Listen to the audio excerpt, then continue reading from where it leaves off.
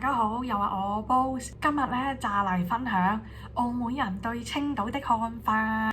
記得嗰陣時咧去過青島咧，發覺哇，青島呢個地方真係超爆靚，成個小歐洲咁。跟住超記得咧啲導遊喺度講啊，話青島咧幾乎啊全部都係帥哥美女啊嘛，即係同埋高大威猛啊嘛。但係最令我青島咧印象深刻咧，絕對咧就係佢啲青島啤。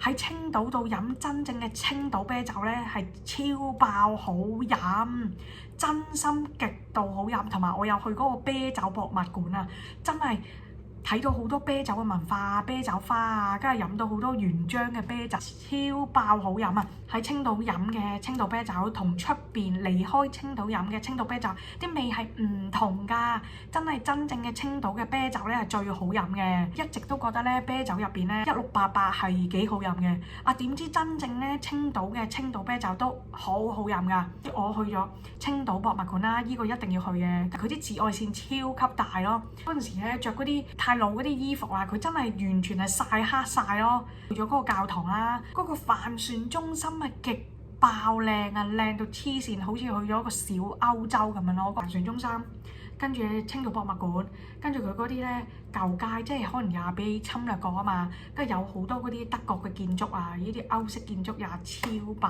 靚。青島我也大推，但係你話帥哥美女咧，好似我又唔係咁關注到，因為如果關注到，我一定記憶力深刻㗎嘛。